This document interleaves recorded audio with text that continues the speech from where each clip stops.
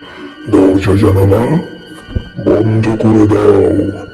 এখন শুনতে পাবে ভয়ের জগৎ। হাই হ্যালো আসসালামু আলাইকুম ডিয়ার ভিউয়ার্স, সকলকে স্বাগতম জানাচ্ছি ভয়ের জগতে। যারা যারা আমাদের ভয়ের জগৎ শোনেন বা যারা যারা আজকে ঘটনা পাঠিয়েছেন তাদের সকলকে অসংখ্য ধন্যবাদ। আর যারা যারা ঘটনা পাঠাতে চান পাঠাতে পারেন আমাদের ফেসবুক পেজের ইনবক্সে। আমাদের ফেসবুক পেজের নাম আরজে ফারহান 8 এবং আর একটা পেজ আরজে জীবন। দুটো পেজের লিঙ্ক আপনারা এই ভিডিও ডিসক্রিপশন বক্সে পেয়ে যাবেন, অথবা ইমেল অ্যাড্রেসে চাইলে আপনারা ঘটনা পাঠাতে পারেন। ইমেল অ্যাড্রেসের লিঙ্কও আপনারা গিয়ে এই ভিডিও ডিসক্রিপশন বক্সে পেয়ে যাবেন।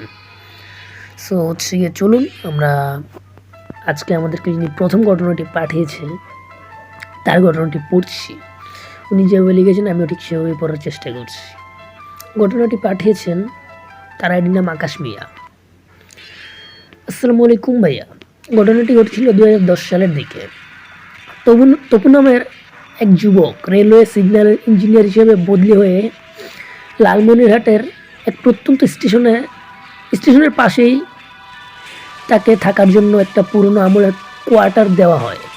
কোয়ার্টারটি ছিল বিশাল, সামনে একটা পুরনো কুয়ো আর চারপাশটা বড় বড় আম গাছে ঘেরা। প্রথম কয়েকদিন সব কিছু ঠিকঠাক থাকলেও তপু একটা অদ্ভুত বিষয় লক্ষ্য করলো।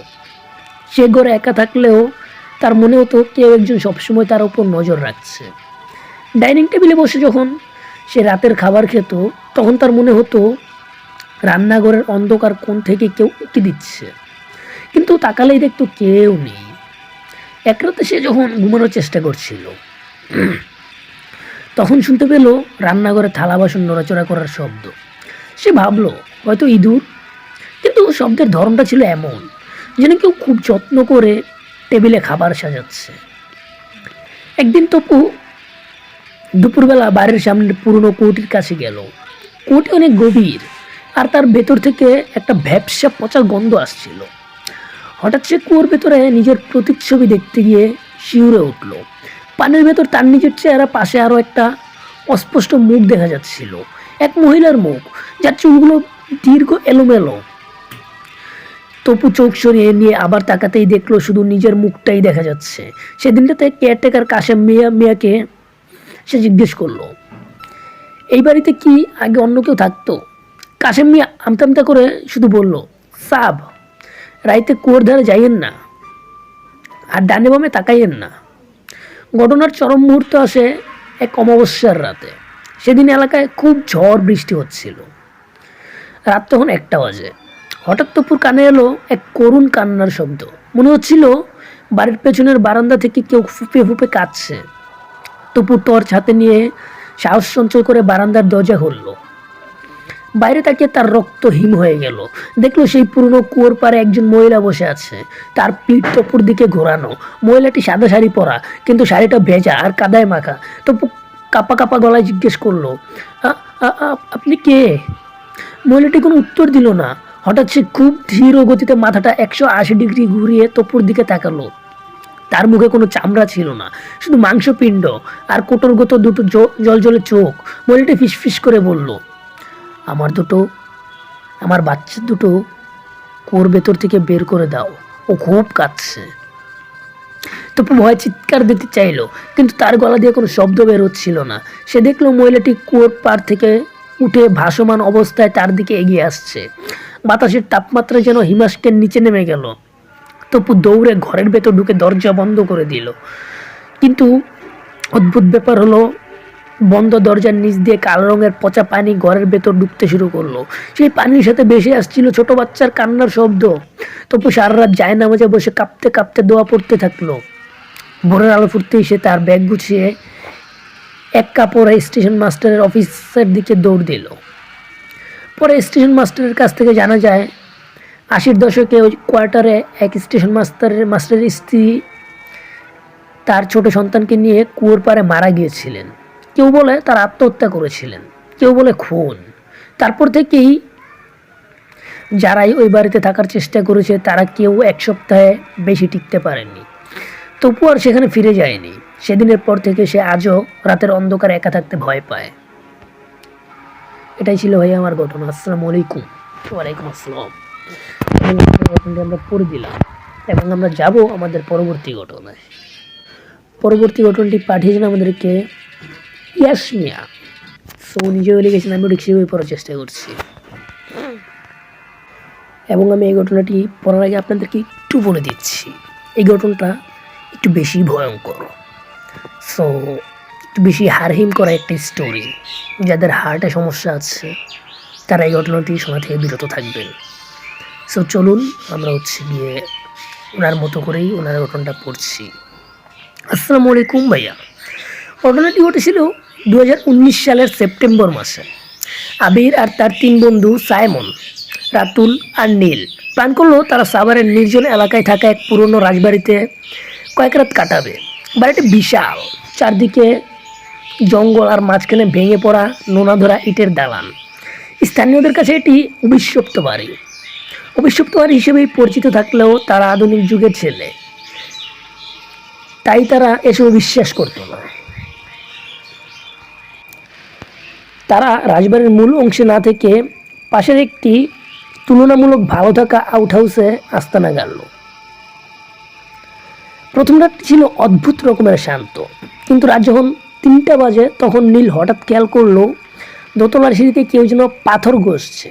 শব্দটা ছিল খস খস খস, পাথরের সাথে পাথর ঘষা গেলে যেরকম শব্দ হয় ঠিক ওই রকম শব্দ। সবাই টর্চ জ্বালিয়ে দেখলো কিচ্ছু হচ্ছে না, কিচ্ছু নেই সেখানে। তারা ভাবলো হয়তো চামচিকা বা ইঁদুরের কাজ। পরদিন বিকেলে তারা পুরো বাড়িটি ঘুরে দেখতে বের হলো তারা। রাজবাড়ির একদম মাথায় একটা ছোট্ট চিলেকোঠা ছিল, যার দরজায় 4-5টা মরচে পড়া তালা জোড়ানো। অদ্ভুত ব্যাপার হলো তালাগুলো বাইরে থেকে লাগানো থাকলেও ভেতরের দিকে কেউ যেন নখ দিয়ে অনবরত আঁচড়াচ্ছিল। সাইমন কৌতূহলবশত একটা জানলার ভাঙা ফাঁক দিয়ে ভেতরে উঁকি দিল। তার মুখটা মুহূর্তেই ফ্যাকাশে হয়ে গেল। সে তুতলামি করে বলল, ভিতরে একটা পালঙ্ক নড়ছে, কিন্তু সেখানে কোনো বাতাস ছিল না, কোনো মানুষ থাকারও কথা নয়। তারা দ্রুত নিচে নেমে এলো। রাত বাড়ার সাথে সাথে আবহাওয়া বদলে গেল। হঠাৎ আকাশ কালো করে বৃষ্টি নামলো। রাত 1টার দিকে তারা ডাইনিং টেবিলে বসে আড্ডা দিচ্ছিল। হঠাৎ একটা পচা গন্ধ ঘরের বাতাস ভারী করে তুললো। ঠিক তখনই উপরতলার কাঠের মেঝেতে ভারী কারো হাঁটার শব্দ পাওয়া গেল। কেউ যেন ঠাস ঠাস করে বড় বড় পায়ে হেঁটে যাচ্ছে, খালি পায়ে, ভিজে শরীর নিয়ে হাঁটছে। হঠাৎ রাতুল চিৎকার করে উঠলো। সবাই তাকিয়ে দেখলো রান্নাঘরের দরজা দিয়ে একটা লম্বা কালো ছায়া বেরিয়ে আসছে। ছায়াটার উচ্চতা প্রায় 8 ফুট। সেটার কোনো স্পষ্ট চেহারা নেই, শুধু দুটো লাল গর্তের মতো চোখ জ্বলছে। ভয়ে তারা সবাই মিলে বারান্দার দিকে দৌড়ে গেল, কিন্তু বারান্দায় গিয়ে দেখলো নীল সেখানে নেই। তারা নীলকে খুঁজতে খুঁজতে আবার ভেতরে ঢুকলো। হঠাৎ উপরতলা থেকে নীলের করুণ আর্তনাদ শোনা গেল, বাঁচাও আমাকে, আমাকে নিয়ে যাচ্ছে। তারা দ্রুত সিঁড়ি দিয়ে উঠে সেই তালাবদ্ধ চিলেকোঠার দরজাটা হাট করে খোলা দেখলো। ভেতরে নীল মেঝেতে পড়ে ছটফট করছে, আর তার গলাটা কেউ যেন অদৃশ্য হাতে টিপে ধরে আছে। নীলের গলায় চামড়ার আঙ্গুলের ছাপ স্পষ্ট হয়ে উঠছিল, কিন্তু সেখানে কোনো মানুষ ছিল না। আবির আর সাইমন জান প্রাণ দিয়ে নীলকে টেনে ঘর থেকে বের করে আনলো। তারা কোনো মতে দৌড়ে নিচে নেমে সেই বৃষ্টিতে ভিজতে ভিজতে গাড়িতে উঠে এলাকা ছাড়লো। পেছনে তাকিয়ে তারা দেখলো চিলেকোঠার জানলার সেই সাদা কাপড় পরা বা ছায়ামূর্তিটি দাঁড়িয়ে তাদের দিকে হাত নাড়ছে। পরে গ্রামবাসীর কাছে তারা জানতে পারে ওই জমিদার বাড়ির ছোট বউকে সেই চিলেকোঠায় বন্দি করে রাখা হয়েছিল এবং এক অমাবস্যার রাতে তিনি গলায় দড়ি দিয়ে আত্মহত্যা করেন। তার আত্মহত্যা নাকি কোনো স্বাভাবিক আত্মহত্যা ছিল না। তার আত্মা নাকি আজও সেখানে তার একাকিত্ব গোছানোর জন্য মানুষকে টানে। নীল সুস্থ হতে প্রায় 3 মাস সময় লেগেছিল। তার গলায় সেই কালো দাগগুলো মাসখানেক ছিল। এরপর থেকে ওই 4 বন্ধু কেউই আর কখনো কোনো পুরনো বাড়ি বা জঙ্গলের রাত কাটাতে যায়নি। তো আমি আপনাদেরকে এই ঘটনা থেকে 2টা বিশেষ দিক বলতে পারি। যেমন ধরুন গিয়ে অনেক সময় আত্মারা সরাসরি সামনে না এসে শারীরিকভাবে আক্রমণ করে, যেমন ধরেন গলা টেপা বা ধাক্কা দেওয়া। এরকম করে তারা নিজেদের উপস্থিতি জানান দেয়। আর হচ্ছে গিয়ে আরও একটা বিশেষ দিক, সেটা হচ্ছে গিয়ে পচা চামড়া বা ভিজে মাটির তীব্র গন্ধ হলো অপার্থিব কোনো শক্তির আগমনের সংকেত। সো এই দুটো বিষয় আপনারা চাইলে মাথায় রাখতেই পারেন।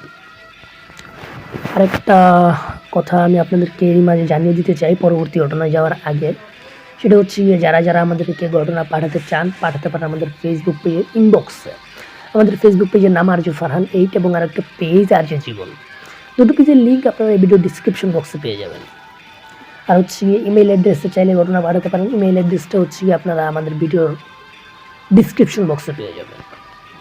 সো ঘটনা পাঠিয়ে দিবেন। আর যারা যারা এখনও চ্যানেলটা সাবস্ক্রাইব করে নেয় অবশ্যই সাবস্ক্রাইব করে পাশে থাকা বেল আইকন বাটনে ক্লিক করে দিবেন, তাহলে আমাদের প্রত্যেকটা এপিসোডের নোটিফিকেশন আপনি পেয়ে যাবেন। আর হচ্ছে গিয়ে শেয়ার, আমি যে ব্যাপারটা সবসময় বলি, শেয়ার না করলে আসলে ভালোবাসা বাড়বে না। আমাদের ফ্যামিলিটা খুবই ছোট একটা ফ্যামিলি। আর আপনারা জানেন আমার আরও একটা চ্যানেল, পুরনো যে চ্যানেলটা ছিল ওই চ্যানেলটা নষ্ট হয়ে গেছে। সো আপনারা যদি শেয়ার না করেন, আমাদের পুরনো যে বন্ধুগুলো ছিল, ফ্যামিলি মেম্বারগুলো ছিল, তারাও জানতে পারবেন যে এই শোটা হচ্ছে নতুন চ্যানেলে, ফারহানের নতুন চ্যানেলে এই শোটা হচ্ছে, সেটা জানতে পারবে না তারা। সো তাদেরকে জানানোর জন্য হলেও আপনাদের শেয়ার করা উচিত। আর নতুন কোনো বন্ধুরাও যোগ হতে পারবে না যদি আপনারা শেয়ার না করেন। যদি মানুষজন জানতেই না পারে এরকম একটা শো হয়, যদি মানুষজন জানে যে ইয়েস এরকম একটা শো হয়, শোটা তো ভালো, ভয়ঙ্কর শো বা হচ্ছে কি ভূতের শো, সো তারা জয়েন হয়ে যাবে।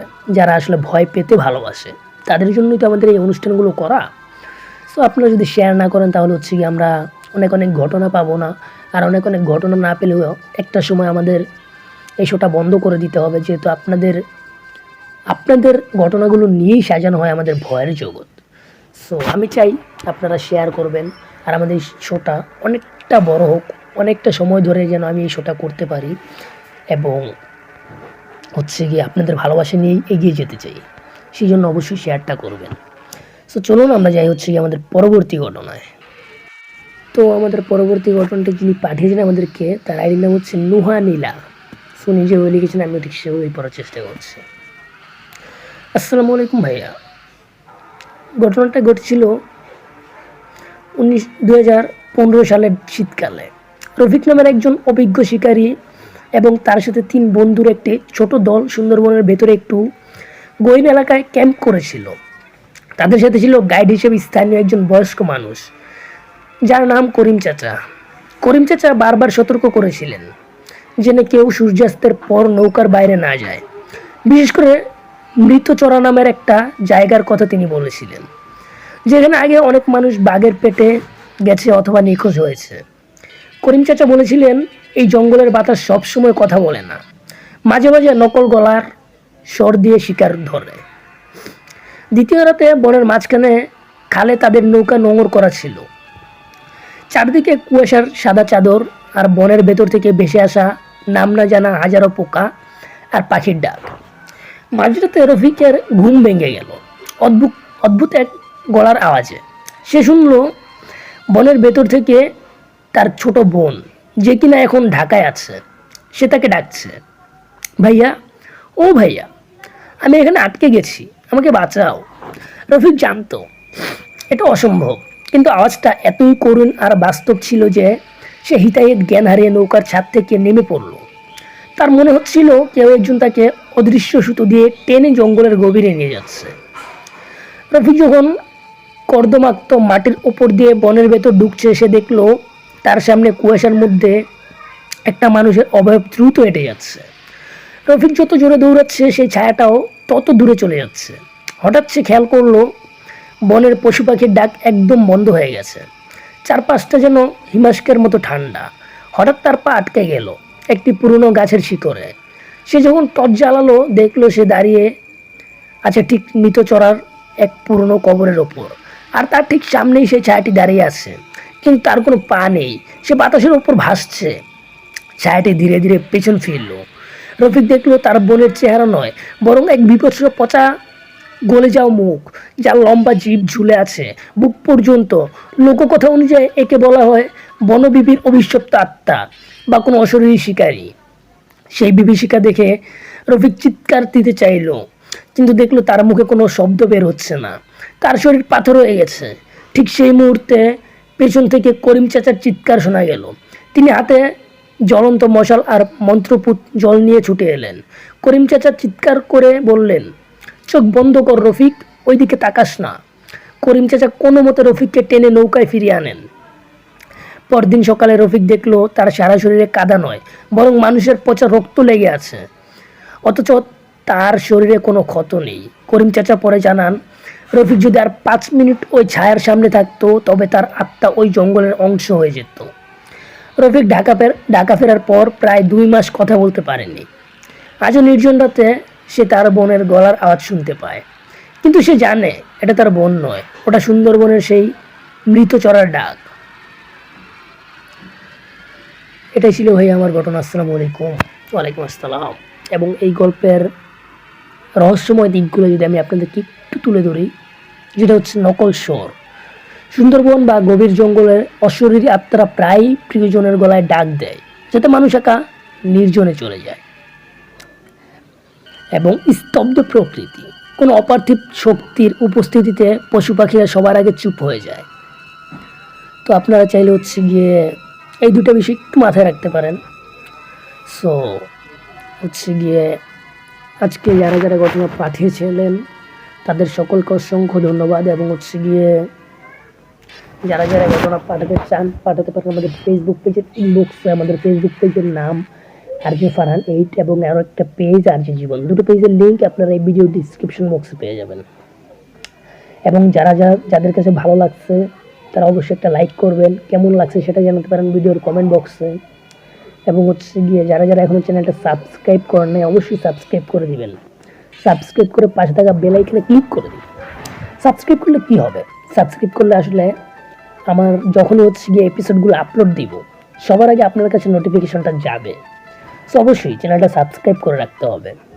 আর শেয়ার, যে কথাটা আমি বারবারই বলি, অবশ্যই আপনারা শেয়ার করবেন। শেয়ার করে আমাদের এই ছোট্ট ফ্যামিলিটাকে অনেক বড় করে দিবেন। সেই জন্য অবশ্যই আপনাদের শেয়ারটা আমার প্রয়োজন, শুধু আমার না, আপনাদেরও প্রয়োজন। কারণ আপনারা যদি ভালো ভালো স্টোরি শুনতে চান, ভালো ভালো ঘটনা শুনতে চান, সেই জন্য অবশ্যই শেয়ার করতে হবে। শেয়ার করলে অনেক মানুষ ঘটনা পাঠাবে, আর ঘটনা পাঠালে অনেক ঘটনার মধ্যে থেকে বাছাই করে করে আমি ঘটনা সিলেক্ট করতে পারবো। সো অবশ্যই আপনারা শেয়ার করে দিবেন আপনাদের ফেসবুকের টাইম লাইনে। সো আজকের মতো বিদায় নিচ্ছি। আল্লাহ হাফেজ, টেক কেয়ার।